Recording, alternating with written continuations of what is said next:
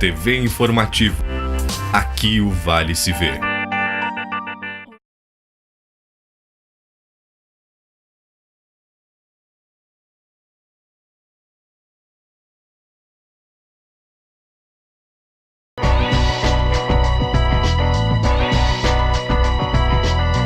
Olá, bem-vindo ao programa Fala Jurídica. Nós falamos semana passada com o doutorando Gustavo Arozzi sobre o conflito do Oriente Médio, Israel e finalizando e começando, bem-vindo ao nosso programa, nós começamos fazendo aquela, digamos assim, um aforisma, e que não é aforismo, é real, não é aforismo, é real, de que a questão da vitimização por parte dos palestinos e a vitimização por parte de Israel.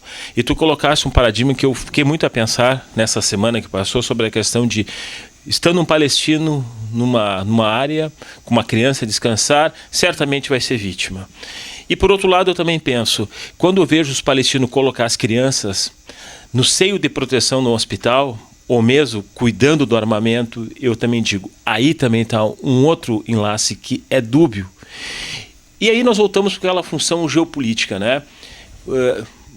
Interesse de quem essas mortes?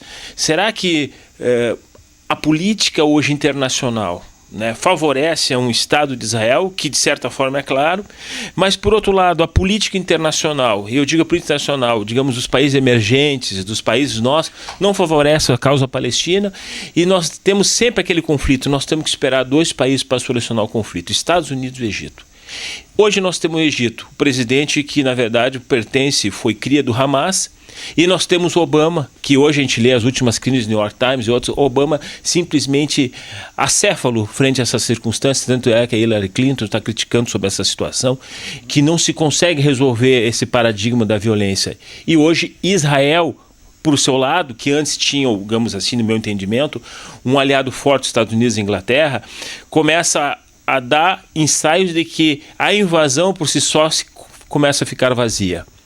Como tu vê isso? E eu te digo assim, para nós brasileiros, nós somos criticados por Israel quando Israel disse assim que o Brasil não entende nada de futebol, né? Tanto é que tomou 7-0, vai entrar em entendimento político. Israel nunca foi para uma Copa, não pode falar isso. Aliás, os brasileiros salvo o melhor juízo, me corrige, o Estado de Israel dá-se hoje por um brasileiro que no Congresso da ONU, né, foi que abriu as portas do Estado de Israel. Ou seja, nós sempre fomos solidários a Israel, muito mais que aos palestinos, né? Então eu não sei se eu estou falando certo ou errado, mas eu queria a tua visão frente a isso que eu falei. Muito boa tarde novamente, é uma satisfação estar... Vim atropelado, né? Hoje eu vim perto do outro programa, eu vim mais... Boa tarde, é uma satisfação novamente estar no programa Fala Jurídica. Uma semana após nós já estabelecermos um primeiro contato sobre as questões e sobre todo o conflito que está se desenrolando há semanas, há meses, e que não sabemos até que ponto e até onde irá. Agradeço novamente pelo convite e a participação. Muito bem. Primeiro, eu vou começar novamente... Professor, eu passei a bola assim, eu fui bem incisivo, agora tu nos orienta como analisar, porque eu preciso de filósofo para me fazer compreender. Eu sou os telespectadores também. Então, a tua acuração e a tua inteligência é fundamental para nós hoje. Primeiramente, vamos à questão diplomática brasileira e israelense. Na semana passada, a nossa presidente e o premier e o presidente, né, o premier de Israel, conversaram e houve, na verdade, um pedido de desculpas de Israel para com o Brasil por aquela declaração de que o Brasil seria uma metáfora bastante pejorativa, um anão diplomático, né? E uma comparação muito que até esquizofrênica, né? Comparar um conflito político com o resultado de uma partida de futebol. Mas enfim, há um entendimento ratificado por ambos, né? Tanto pela mandatária brasileira quanto pelo mandatário israelense, de que sempre tiveram uma política de boas relações e que vão subestabelecer para que permaneça. Isto eu preciso, neste primeiro momento, deixar claro, né? A questão da vitimização, né, que ocorre evidentemente, né, entre ambas partes. Vamos lá, vamos fazer uma consideração importante, para compreender. Dois grupos palestinos, Hamas e Fatah, dois grupos existentes, o Hamas com muito mais radicalismo, muito mais fechado ao diálogo propriamente interno, né, pelo que a gente acaba lendo e pelos conhecimentos, e o Fatah, que é um outro grupo muito mais aberto a diálogo. Todo esse conflito israelenses, né, e palestinos, ele se dá entre o Hamas e Israel, né? Mas as vítimas, evidentemente, que podem ter alguém do Hamas, mas muito mais são a população como um todo. Claro, a população como um todo. É a população como um são todo. São os pobres, na verdade. São os pobres, os que estão aí à mercê e que geralmente, e lamentavelmente, os frágeis, né? A fragilidade, quem não vai ter uma oportunidade de defesa. O governo norte-americano, sempre com tentativas de políticas intervencionistas, que no meu entender são muito mais políticas oportunistas e aí de cunho financeiro, ou seja, não sabe muito bem qual é o posicionamento, né? Mas não veio a público exprimir ou expressar qual é a sua postura, mas sabemos que é pró-Israel, né? E que vai alimentar a indústria bélica sempre. Isso é o modus operandi yankee, e foi, eu faço de novo uma metáfora, está nas digitais de Obama e esteve nas digitais dos presidentes pretéritos americanos, sempre essa política de uma intervenção falaciosa. Aliás, aqui eu quero fazer um parênteses que eu até comentei com colegas professores de sociologia, que eu gostaria, e eu vou fazer uma pergunta, eu não venho aqui como só, eu venho aqui aprender também, né? Mas preciso te dizer, e você telespectador, eu não consigo assimilar, digerir, entender a expressão cessar fogo humanitário. É verdade. Não consigo. É verdade. Cessar fogo humanitário por 12 horas, por 8 horas. Cessar fogo humanitário para mim é cessar fogo para sempre. Agora, não, por 8 horas não vamos matar ninguém. Não vamos vitimar ninguém. E ninguém, né, quem sou eu, quem somos nós, né, lajeadenses, eu quase mais santacruzense, hoje trabalho mais em Santa Cruz do Sul, mas quem que se propõe a questionar esta terminologia?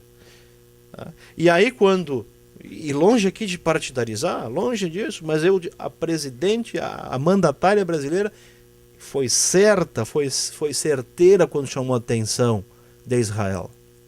Ela teve uma postura corajosa que muitos poucos políticos têm e tiveram. Por quê? Porque ela não está pensando, acredito eu, não tenho vinculação partidária, preciso deixar aqui, ela não está pensando numa questão política partidária. Ela tem uma visão humanitária e que todos deveriam ter. Todos os políticos. Aí eu estou falando de geopolítica agora. Pelo que eu saiba, brasileiros nós não temos interesse no petróleo de lá. Posso estar enganado. Tá?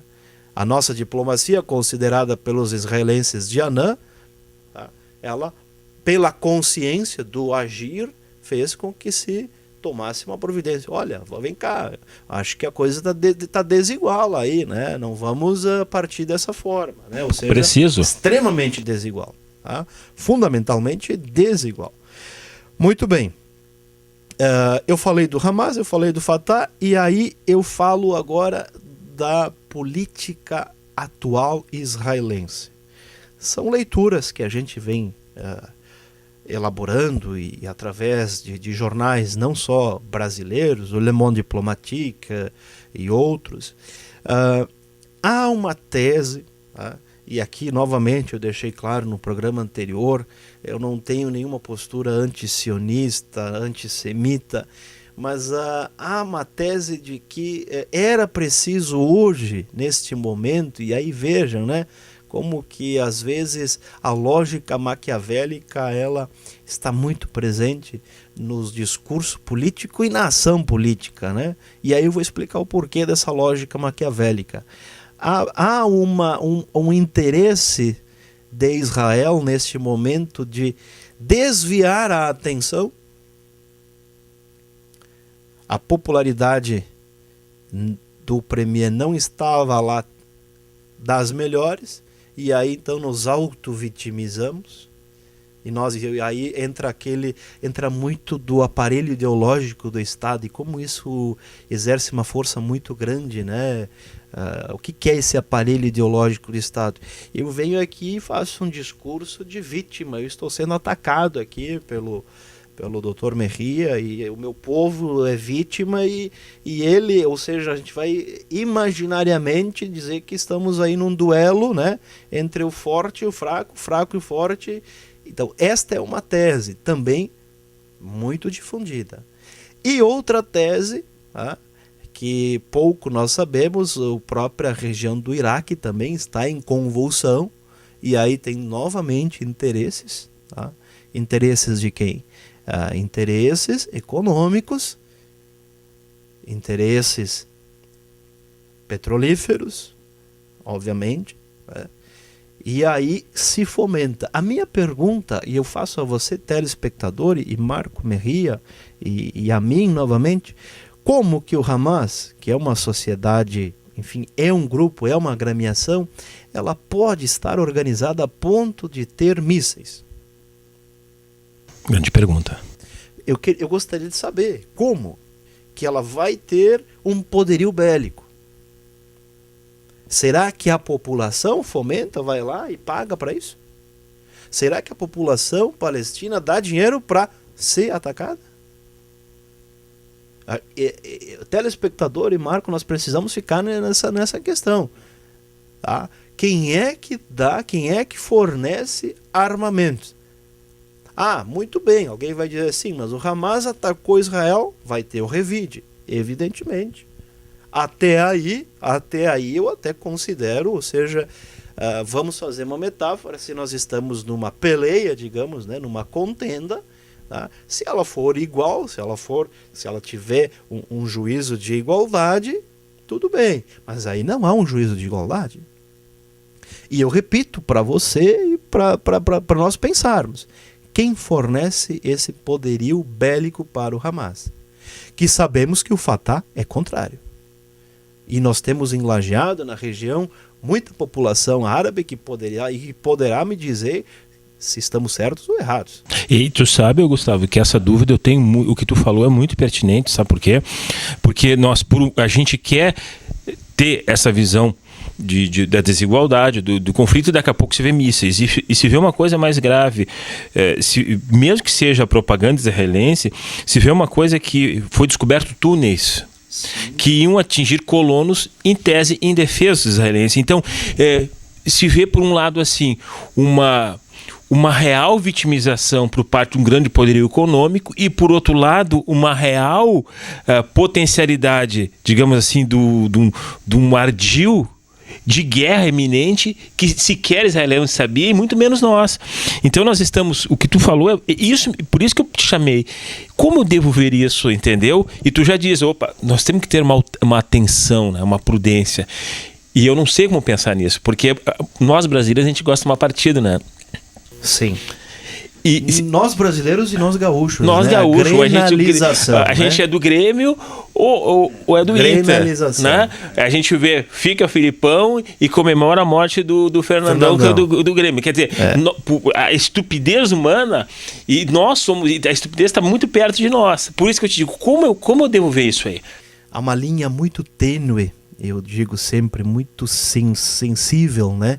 Entre a nossa Eu vou ser talvez duro nas palavras, entre a nossa animalidade, no sentido estrito da palavra, ou seja, de nós termos, a Freud já dizia isso, a nossa tendência ao thanatos, à morte, e também a nossa racionalidade. E aí eu trago o exemplo, né, desse dualismo, essa granalização, Filipão, Fernandão, e isso é levado para a política, que agora também é um momento de fortes acusações, que não vem ao mérito aqui, mas todo este maniqueísmo, a expressão, ou seja, dividir o mundo entre bem e mal, isso é prejudicial.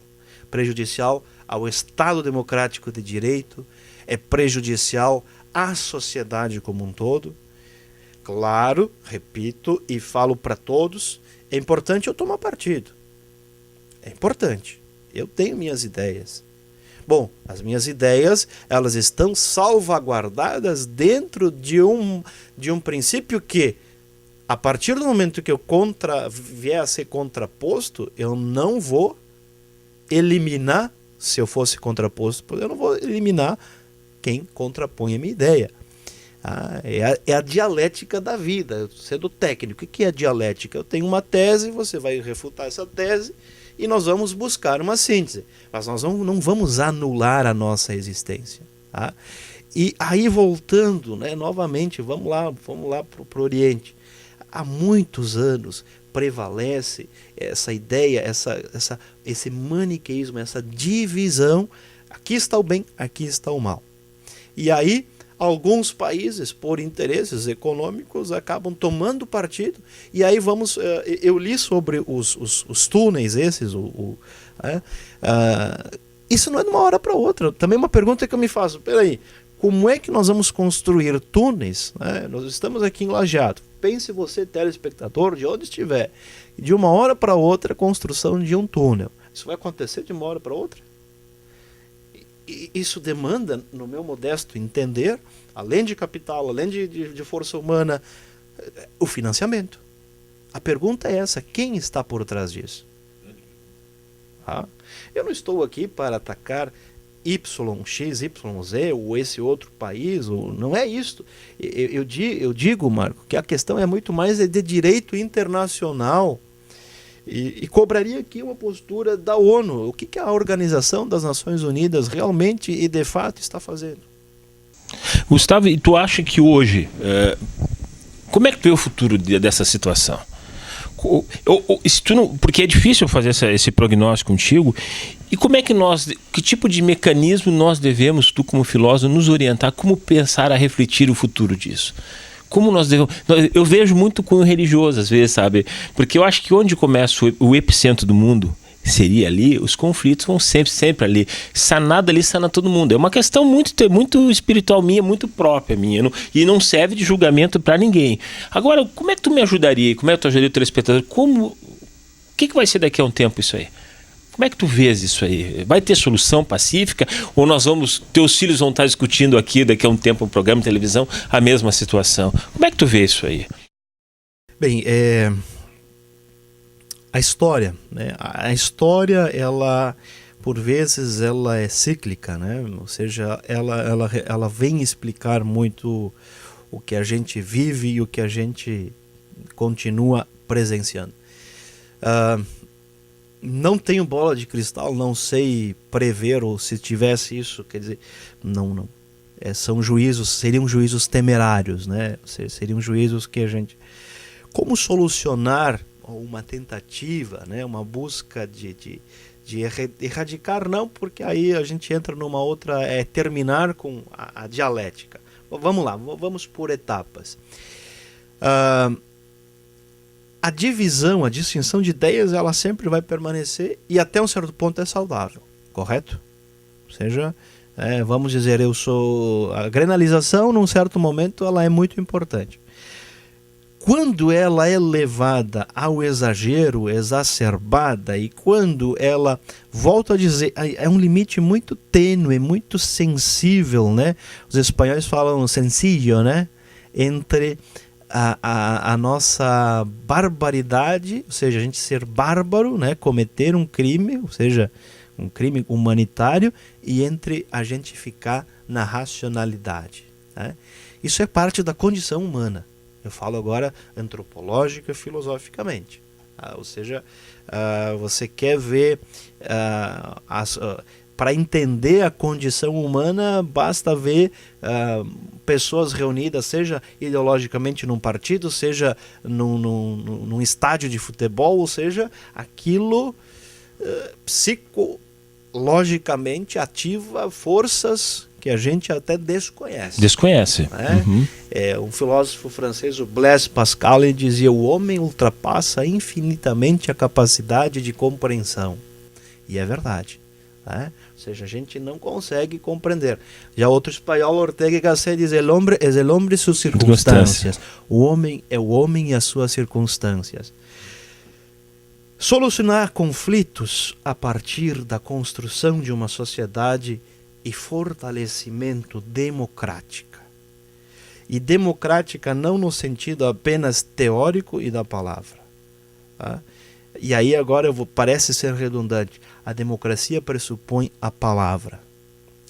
Tá? Ela pressupõe a palavra. O que é a palavra? Ela pressupõe que eu expresse as minhas opiniões dentro de um limite ético, moral, de direito, dentro de um limite antropológico, sociológico, de respeitar novamente a alteridade.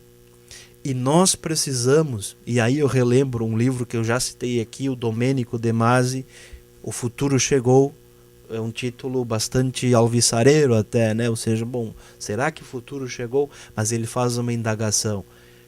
Diante de tanto desenvolvimento tecnológico, de redes sociais na palma da mão, ou seja, como nós estamos agindo? Às vezes eu tenho a impressão, telespectador e Marco, que a gente se bestializou. Sim, é triste falar isso, mas que a gente retrocede, a gente se bestializa. E a gente não promove a cidadania e tampouco a democracia. E eu vou dar um exemplo aqui. E talvez vocês, telespectadores, você reside num prédio, num condomínio como eu resido. Eu respeito a regra. Mas nem sempre meu vizinho respeita. Ou seja, uma coisa mínima, uma coisa pequena. Tá? Uma coisa extremamente pequena que não é respeitada e que ela ganha proporções maiores. E muito maiores. E o senhor, como bom causídico, sabe que muitas vezes uma querela mínima pode levar a uma contenda enorme. Tá? Não tem é dúvida. Assim que funciona. Então, uma solução prática, uma saída para como prognosticar o futuro: diálogo, respeito interreligioso, respeito étnico. Falo para todos os meus alunos, eu não sou melhor, isso eu já levei em sala de aula certa feita, eu vou resumir, um debate aconteceu, o alemão é melhor, isso e aquilo, e o italiano contra sei lá eu quem, e tal. E aí eu levei para aula o meu passaporte de cidadania italiana, que é o passaporte da União Europeia, sou cidadão italiano, e eu disse: está vendo esse documento aqui? Ele não me faz melhor nem maior. Ele é apenas um documento que tem uma utilidade para mim e que tem um sentimento até de memória, porque o meu bisavô era italiano. Agora, eu não sou melhor por eu pertencer, entre aspas, à comunidade europeia. Não sou melhor. Toda vez que a humanidade ela tomou posturas, tomou partido de forma a não respeitar o plural, ela cai em grandes equívocos, em mortalidade, ela cai na barbárie. Ela contraria, inclusive, preceitos religiosos, né? Eu não conheço, eu estou querendo conhecer uma religião que proclame a morte. Que diga, né, vamos nos matar. Não. É o contrário. É o né? contrário. Então ela entra nesta, ou seja, toda esta minha divagação, em parte, peço escusa se divago demais, mas ela serve para mostrar este panorama, ou, citando uma palavra do alemão, Weltanschauung, visão de mundo. Nós precisamos ter uma visão de mundo. E uma visão de mundo, eu falo também, é uma visão poliédrica, não é uma visão apenas unilateral. Precisa ser bilateral, às vezes, ou poliédrica, precisa enxergar mais possibilidades. Talvez aí estaria uma saída para uma construção, talvez possa ser taxado por utópico, né? Bom, mas a utopia não é de Eduardo Galeano, mas ele diz que é a utopia? A utopia é ele adelante, aquilo que está, ou seja, quando eu acho que eu cheguei num ponto, tem muito mais, né? Perguntado, mas não é a frase dele, ele mesmo diz, tá? Ele apenas apenas rememorou isso. O que é a utopia? É um passo adiante, ou seja, quando eu acho que eu encontrei o melhor estágio, na verdade nós temos que progredir mais. E a humanidade dotada de racionalidade deveria partir desse pressuposto, dessa pressuposição.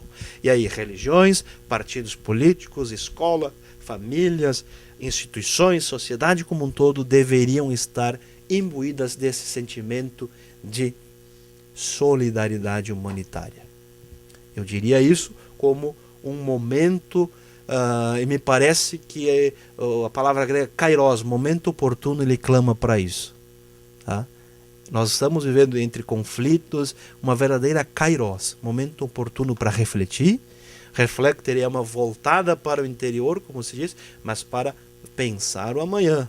E pensar o amanhã com justiça, com igualdade e com fraternidade. Professor, eu estou emocionado, que pena que é o fim do nosso programa, e eu acho que tu colocaste de uma maneira assim, uma esperança racional, que eu acho que é o que a humanidade quer, é o que o Oriente Médio quer, e eu fico muito feliz de tu estar aqui no nosso programa, eu espero te convidar mais vezes aqui. Muito obrigado, agradeço. Vocês viram como é interessante ouvir uma pessoa que tem uma noção, um racionalismo sobre os conhecimentos universais, principalmente sobre esse conflito.